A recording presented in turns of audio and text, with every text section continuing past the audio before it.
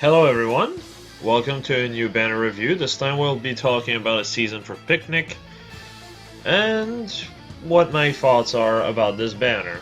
It is currently 3 AM, so I'm going to try to push this to be done with it rather quickly, so I'm a bit sorry if I'm a bit quick when going from section to section. Starting up, as per usual, I'm going to go from my opinion what is the worst to the best of the banner. So let's get started. Let's start with Jenny, because I'm gonna be honest here, she doesn't bring much to the table. Death opening is cool, her weapon is really good, but then again it's inheritable, so I mean there's that. But if you take the weapon out of the equation, she is just quite literally a stat line we already have in way better versions. But like I said, her weapon is fairly good, so that's a good reason to summon for her. And unlike any of the other units that are actually somewhat close to her, or rather, just completely surpass her in most roles she can do, she does have a rest stat good enough to run ploys. Now, that makes her a better support unit, which is kind of odd that she has a death opening skill. I would expect maybe a dual ploy skill instead, because that would make her a bit more unique, and it would work with her stat line a lot more, but what do you do? So, a weapon basically gives a drive death, drive rest to anyone within 2 space around her. If the foe initiates attack, which means that if you're the one initiating, you get nothing. That's, I guess the best way to put it is bracing stance 1.5, I guess? Or is it just 1? It functions and works. It's just, you know, it's the only thing that really pushes you to summon for her. Raffle Staff is as per usual you know, the usual thing, but yeah. The problem really becomes her speed, because this is her competition. Oh look, literally the same attack stat. Oh look, more health. Oh look, more death. Oh. Overall better bulk against dragons. An actual speed stat. Can actually combo into Brazens in Levitane's case. Because Levitane in general is kind of an oddball, but her bulk is not bad. And it's not too good that it actually backfires on her, so you could just have a speed plus with Brazen attack speed and, you know, own Cav, and you're already looking at 46 speed. Yeah, and then you can use another Brazen to just push your attack to stupid amounts, like over 65, I think? Like, at that point you can almost hit 70 attack with, like, 46 speed. And you can't get hit back unless the units have no C Disrupt, and she can typically take a hit from those units anyway, which makes her fairly deadly. Maribel is more or less the same. She has a lot of attack and only 1 less point of attack, but 9 more speed. Very similar stat line, just like I said, neither of these are able to pull off ploy nearly as well as Ginny does. This is Ginny's strength. If you do not make use of her of that, Levitane and Maribel wipes the floor with her in every sense of the word. Her poor bulk is just really, really bad. 49 bulk against dragons, DC unit, and so on is just not good, especially when you compare that next to, say, Levitane with, what's that, 60? And against dragons, 51? Yeah, at least she comes with good old Razzle Dazzle pretty easily available, so you can make the case that just because of that she's worth using an AA. But, I mean, at this point it's nothing new. There's plenty of units that are like this already. So, yeah, let's move on. Next up we have Lukas, who has a very strong competition in literally the latest banner. It is good to know, however, that he does have a super boon in defense. Oh, and Jenny has a super boot in speed to kind of cover a problem in speed, but even then she still has less speed than a neutral Levitain and a neutral Maribel, so yeah.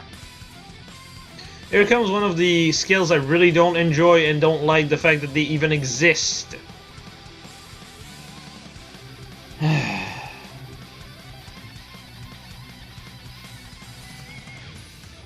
It's just why. First off, I don't mind this fact that it's a skill that's flocked to you know, AR. That's just what it is. I'm fine with that. What I'm not fine with it is that they lock it from offensive and defensive. That's so dumb. That's actually retarded. I had to reread it because, honestly, I read it really quickly because it was like, this is a dumb skill. No one should ever summon for those skills. You're stupid if you do. But, of course, if you're playing on offensive, you have to destroy basically most building they have to the point that they have, like, 3 or less if you want a stat that actually... if you want it to actually buff you decently in stats. How fucking... no? How about no? How about that? And it only works in offensive, it does nothing in defense. You have defense-specific version of those skills, and you have offense-specific of those skills. Why in fuck's name is that a thing? That should just be for both, if anything. As is, it's just... why would you bother?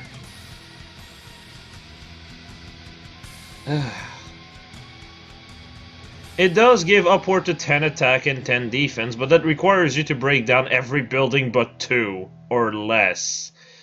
And I'm actually not sure about this, but I think the fortress does count as a building, which means you basically have to break all but, like, one breakable one, which, yay, to really have the plus 10, and if you want plus 7, you need to have, like, 2 breakable one left, at least. It's not great, it's not a good type of skill, and outside of AR, it's fucking useless. Just a good example of how not to design a skill. I can't wait for Arena Offense Attack Def 3, which buffs all stats by 15 if the enemy have 4 Surters. Fucking wow. Feeling like Yu-Gi-Oh! By the day, with some of the dumbest shit to pull off. I mean, it has a payoff. It's just not worth going to the amount of stuff that you have to do to get just that little of a buff over a normal skill that you can get at any time, that works at any time. It's just... because you have to understand, if they have 4 building or more, including probably the fortress, you get 1 point in attack and defense.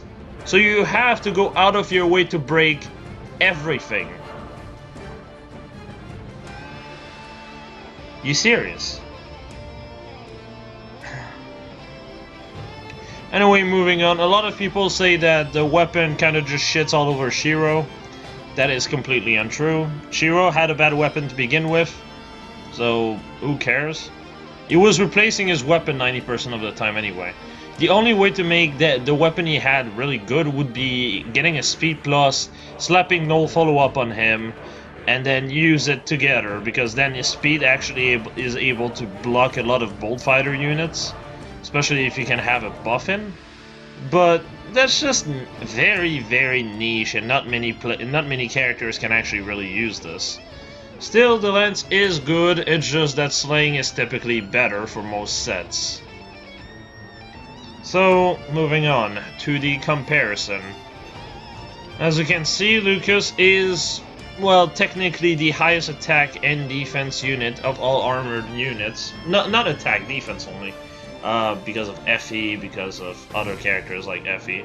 But still, very comparable to Hector.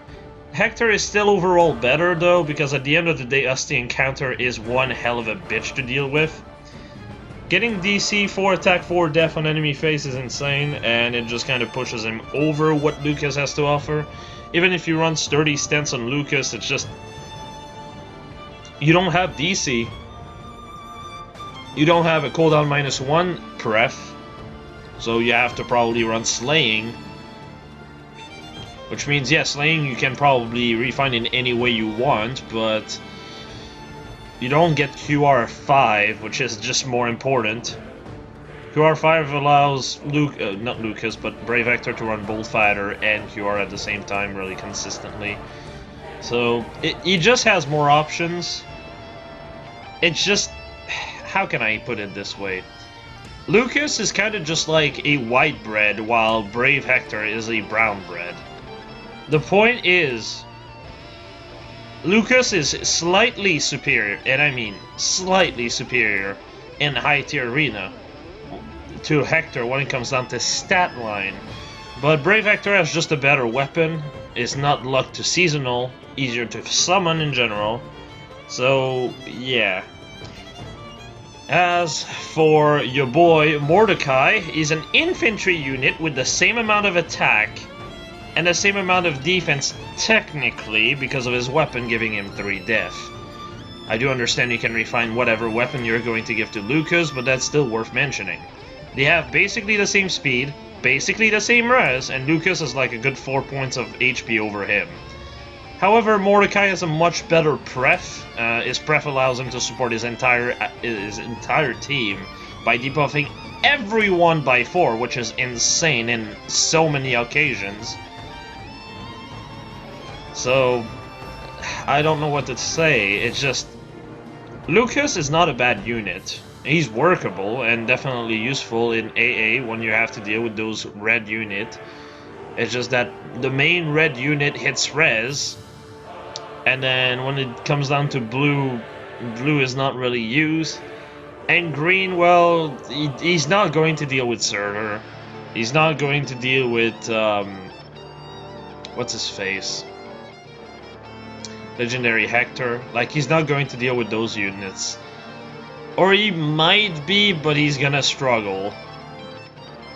It's just not a good situation for him. Not to mention, Legendary Hector likes to run Slaying Axe, because he can actually run this on top of running, you know, a 300 SP A slot such as DC, which he comes with, or DB4, and combo this with Asti and Pulse, which makes him score the same as if he had his pref weapon on. So no penalty, and he gets effective against armored units. You can imagine how that goes. The stake again. So, not a bad unit, just outclassed. Moving on. Here comes the bread and butter of this banner, really. Felicia is... not that great, just because there's a unit that has been added, I think 2 years ago at this point, that just completely trivializes every bit of thing that she has going for her, outside of the fact that she has good res. Her weapon is effective against beast foes, so that's cool. Speed plus 3 is kind of unneeded, because at the end of the day, her weapon will typically remove at least 5 attack and speed from the enemy side. Which means that she basically has effectively 45 speed without buffs. It's really good for special fighter and synergizes really well. It's just, she would be so much better debuffing defense over speed, because her speed is already good enough as is. It's unfortunate, really. Because as she is, it's just very awkward to use. She is also an axe unit, which is the color that's the most taken. If she was a blue unit, she would do a lot better with the stat line, because quick blue units are just a quick blue armored unit, I should precise. I have like Legendary Tiki. That's kind of it, and she hits magic, which obviously is better than melee, but at least it still gives Felicia some kind of niche. Especially since that would allow her to just one-shot Tybarn. And being able to just see Tybarn and make him explode the second she saws him typically means a lot of good stuff. Sadly, she doesn't get that, so yeah, her kid is basically pushing her speed to 50 on merge, which is just... what are you doing? She's workable, but as I said, she struggles when it comes down to comparisons. As you can see, her comparison is Amelia, and Amelia does not have 1,000,000 speed already, so having her weapon giving her speed and def plus 5 is actually helpful. Not to mention, another problem with Felicia's weapon is that it debuffs the enemy stat. It does not give you stat like Selkie's weapon, and therefore it means you don't get extra damage on your specials. To put it simply, it's like Amelia is 40 defense, whereas Felicia is going to be at 35 rest up. Also, hi cat. Why do you meow at me like this? So, yeah, Amelia will do more damage with stuff like Ignis. She also has cooldown -1 in her weapon instead of effective against Beast Unit.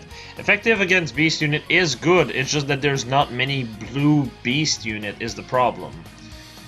Like, oh boy, I really need a specific counter to deal with Pane and Nisala. Oh boy, not really. The main Beast Units are always going to be Mordecai, Kyngus, Tybarn, Nyla, and the rest are dancers, so they're not exactly fighter. Keaton also to some extent. And Kaden, but again, that's more like a support unit than anything. And guess what? Keaton's red, Tyburn's red. Kyngus doesn't give a shit about colors.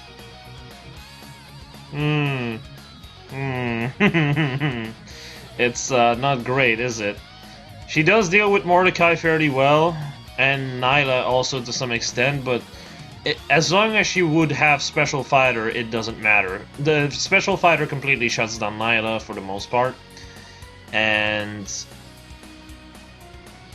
when it comes down to Mordecai, he's also kind of a support unit.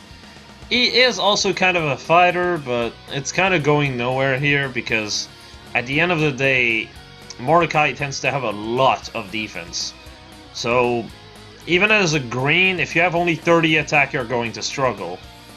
On the other side, you have, well, Amelia with 4 more base attack, decent speed, a weapon that actually synergizes with the amount of speed that she has, pushing her speed to upward to all 45 with a +6 speed buff, which is not bad. But also, more importantly, has a 16 might cooldown -1 weapon, which opens so many options for her. Like, Felicia's weapon is good to the point that it's better than a cooldown -1 weapon, but not by much is the problem. Amelia basically has a slaying axe mixed with Felicia's second effect, to put it simply, except it doesn't help for tanking resistance hits. Resistance is definitely going to always be Amelia's Achilles heel, but that's just kind of what it is. And that's the one thing Felicia kind of shines in, because every other stat she's just worse. She has less HP, she has less attack, she has too much speed, so really when it comes down to speed they're basically equal. And then when it comes down to defense, well, Amelia has an extra 10 over her because of her weapon. Yeah, it's not really very good for Felicia. I do honestly think Amelia is just a straight up better unit than Felicia, but Felicia is still okay overall. She's going to be a fantastic counter to Legendary Tiki, which is a fairly strong unit in general, and her overkill speed actually becomes pretty good against Tiki because Tiki also has blistering speed with Special Fighter, typically running Speed Plus. So at that point, it's kind of working, it's just that's the only time I can really see it working, because otherwise it's just overkill. She's also going to be able to deal fairly well with any other blue dragon. As for green dragons, that depends on which one, that depends on how much you're buffed. Some of them might just be able to kill you through everything, like it's nothing, for example. It's just stupid. Grima having 66 attack is definitely no slouch, for example. That's just kind of what it is. 74 attack if you let him initiate you, but again, I'm thinking of a plus 10 Grima in AA setting. In AA, she's not really going to be that useful, is the problem, just because of her color. If she was blue, like I said, she would be checking Tyvarn, and Tyvarn himself is so much trouble that it's actually worth it.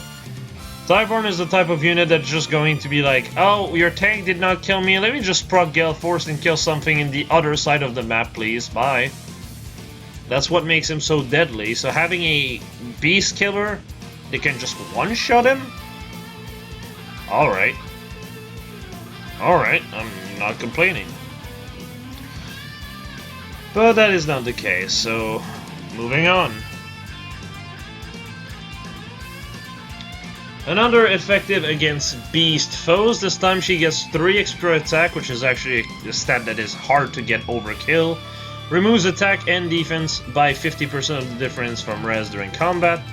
Upward to -8. She has extra res, so she's a bit more consistent on that front as well. And typical dagger stuff. She's again a red dagger. I don't know why, but I mean, it's the best color she could have been. She is sitting at a wonderful 55 attack, also ARD attack res. I'm not even going to comment on this. Y'all know how I feel about a shitty skill that only works in certain very specific scenario, because that's just stupid. That's just stupid. Also, Duma can fuck you over on that one, because I believe Duma with Upheaval can destroy buildings. Fucking yay. So, say Remunerator, whatever that weapon is, actually helps her a lot, because getting rid of some attack makes her def a lot better than it appears. She's going to typically be able to have a difference, at least if she's buffed by 6 res, sorry. She's going to have 44 res for the res check, because it's a at start of combat check. At start of combat check typically means, well, it's at start of combat, so any during combat buffs are not taken in consideration. Yes, AR def, attack res, whatever it's called, it would not work in this scenario. It would not give you extra res to combo into her weapon. So yeah, you get extra point for being even worse here, AR def, attack, garbage fucking skill. But yeah, if she has her 44 res, typically you're going to have... Oh, and if you have Resploy, which is actually one of her best moves, if you want to make her weapon more consistent and you don't have a Dancer to just apply the debuff and then move to the other unit to just debuff 7 res when it comes down to the high res unit, then that's a good option to cover this. Same thing for Felicia, by the way. The point is, you have 44 res. If they have roughly 30 res, that's -7 attack and res. No, sorry, attack and def, my bad. Meaning that 7 extra attack for her again, meaning 62 attack, meaning with attack tactic that goes up to 68 effective attack. The 7 defense you get, also 7 def res, should I say, would push your res to 51, meaning if you're dealing with a mage, the mage is going to hit a brick wall, and when it comes down to defense, well, you're looking at 36 bare fucking minimum, and all of those stats I just mentioned were without an A skill and without a seal skill. With Bolt Fighter, this skill comboed with something like, oh, I don't know, Iceberg, will probably do good stuff like just hit with the fucking pounding strike of 68 damage, get hit and then proc Iceberg for the kill. Very few units can tank this, however, her low speed is also a problem, because if you have to deal with anything that has Wary Fighter, you will not be able to Bolt Fighter through it. 90% of the time, unless you merge the character or you have a legendary unit buffing her speed. 22 speed in general is just too low, is the problem. Even for characters such as, oh, I don't know, Surtur. Surtur at plus 10 has about 21 speed. That means you need an extra 4 speed to work. So, unless you have like a double rally speed, you don't even double Surtur of all things. That's how slow she is. So, overall it's quite sad. Does not really give her much when it comes down to it, but if you don't have to deal with Wary Fighter, which sadly is a popular B skill for Arena, she typically does a really good job, even able to dispatch some blue unit, in fact, just because her def becomes so deceptively good. So, you know.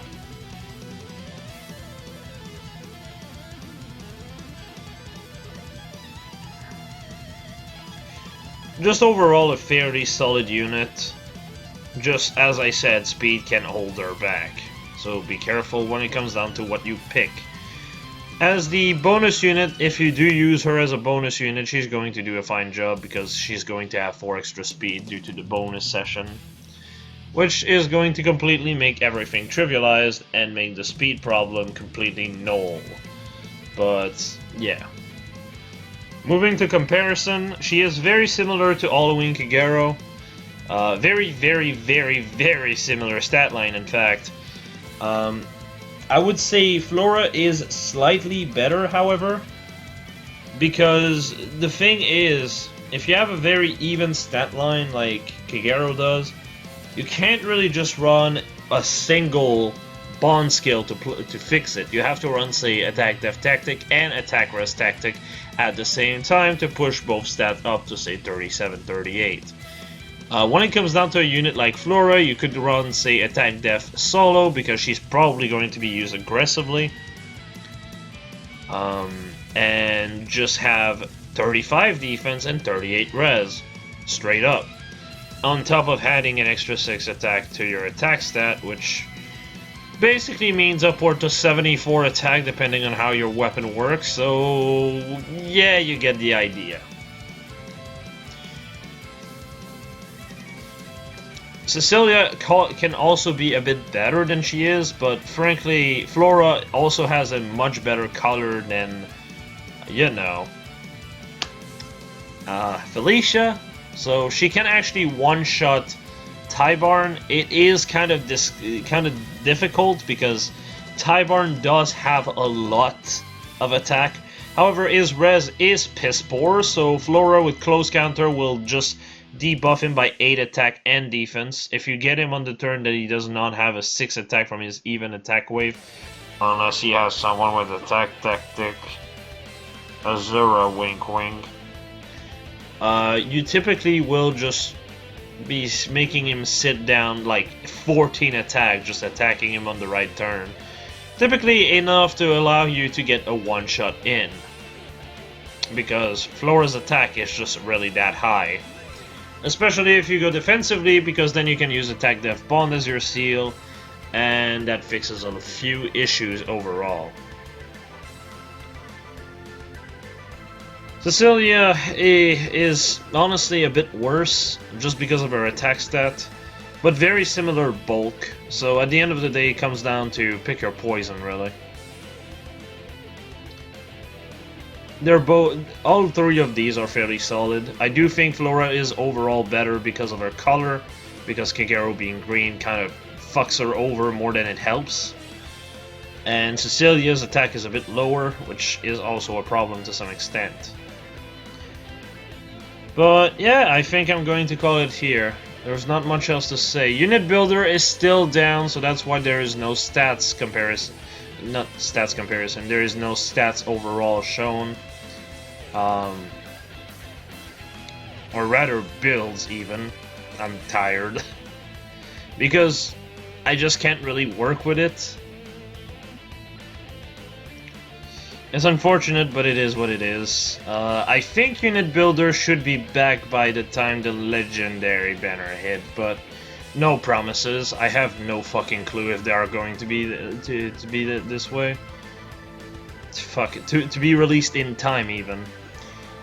Also, I changed a bit the interface, made things a bit bigger.